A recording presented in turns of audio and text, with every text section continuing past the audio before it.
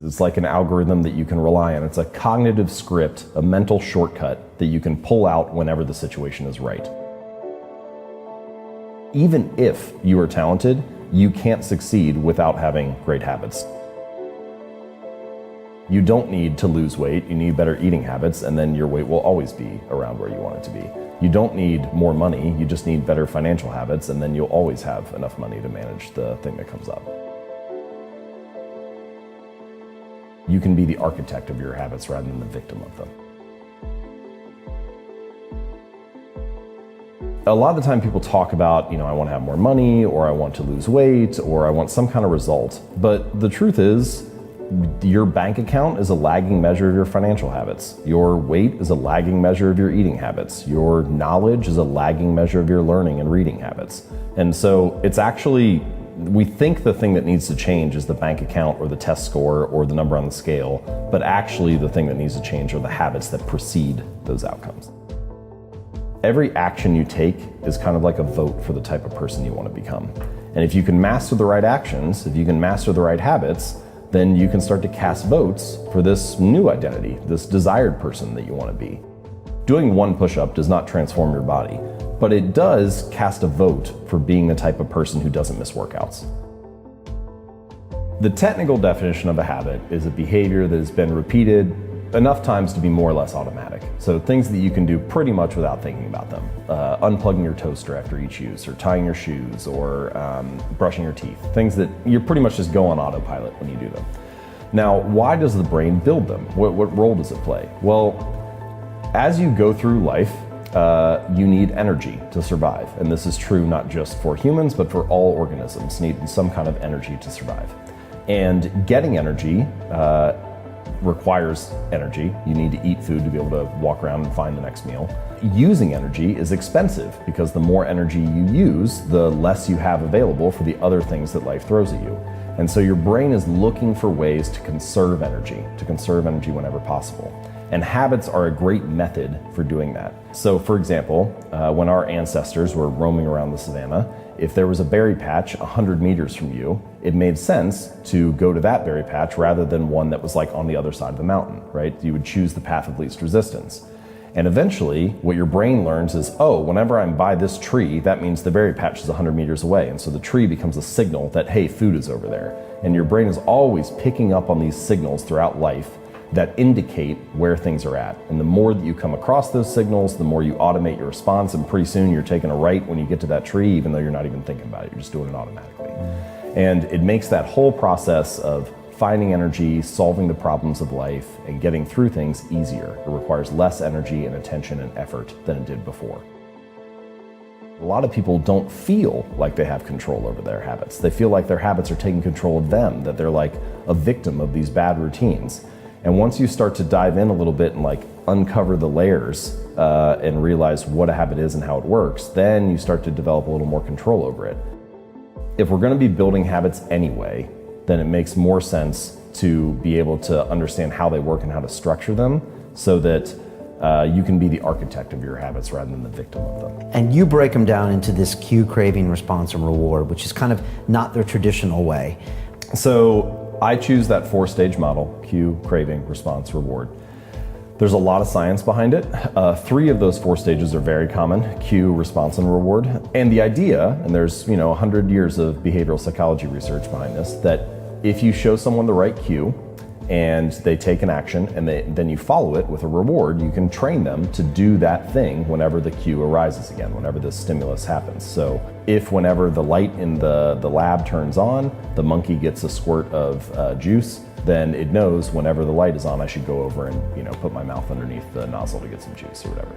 And you can do that for all kinds of things. And it works for human behavior as well in many ways.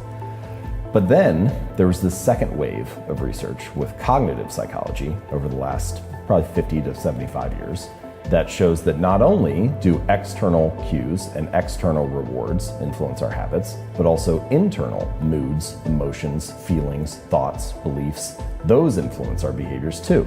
So you don't actually do something for the reward, you do it for the image that the reward creates in your mind. If you go to Amazon and you buy Atomic Habits or you buy some book or whatever, you aren't actually buying the book. You can't because you don't have it yet. What you're buying is the image that that sales page creates in your mind. You're buying the expectation that it will be a good book. And the reward of actually having the book or reading the thing only comes afterward. It only comes after the action. I believe this is true for pretty much all human behaviors and actions. It is actually the anticipation that it will be good that gets you to lift it up. The reason that I take a drink of this tea is not because I like the tea. I haven't drank it yet. It's because I anticipate that having a sip will taste good. And so it's actually the anticipation or the hope, the prediction of what is to come that motivates all actions to occur. The craving motivates you to act, then you take the action, and then there's the reward, and the reward serves two purposes. And the first one is that it satisfies the craving that came before. So if the thing that got you to buy the online course or that got you to sign up for the personal trainer at the gym was the hope or the anticipation that, oh, if I do this, then I'll be getting fit, or if I do this, then I'll be, getting the ideas I need to build my business or whatever. You've satisfied that craving by making the purchase. And so now that craving is actually gone. What you need is a different craving now. You need the craving to make sales calls or to do a set of burpees or whatever. That's the new craving that you need to actually stick with the real thing. You've fulfilled the craving that motivated the purchase. We mentioned the 4 stages: cue, craving, response, reward. And for each of the stages, I've come up with what I call a law of behavior change. So for the cue, the first law is to make it obvious. For the craving, the law is to make it attractive. Response, make it easy. And reward, make it satisfying. The first idea is you want to make the cues of your good habits obvious, available, visible, easy to see. The easier it is that they catch your attention, the more likely you'll fall into the habit. To break a bad habit, you just invert each of the 4 laws. So rather than making the cues of your bad habits obvious, you want to make them invisible. Rather than making it attractive, make it unattractive, make it difficult, make it unsatisfying. And an example, what is a good example of that for good and bad habits? So one of the places I like to suggest starting is with what I call environment design. So basically the things that are on your desk at home, your kitchen counter, your office at work, they influence your behaviors.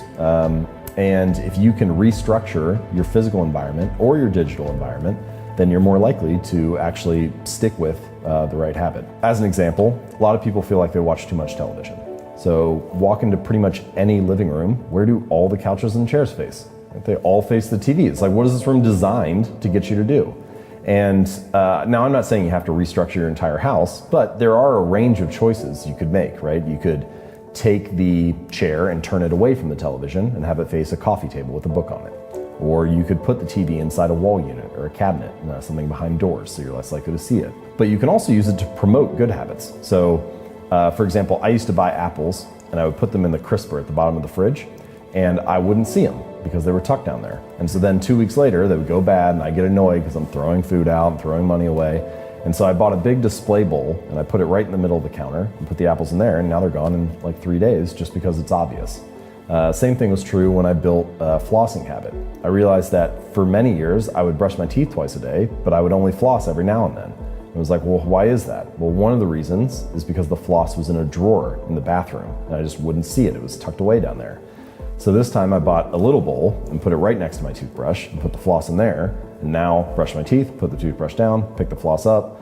Now I floss twice a day, which I've been told is excessive. So it's, it's like just all I needed was that environment change, and those habits were kind of able to fall in line. I heard a similar story with Google when they designed their workspaces. They put the healthy drinks in front and then the non-healthy drinks like behind. Yep. So they don't try to restrict them from you because then everyone will be like, what the hell's going on? But it's just easier to grab water and I think fruit. And you have to like reach really far back to get like the sugar stuff. You don't need to lose weight. You need better eating habits, and then your weight will always be around where you want it to be. You don't need more money. You just need better financial habits, and then you'll always have enough money to manage the thing that comes up.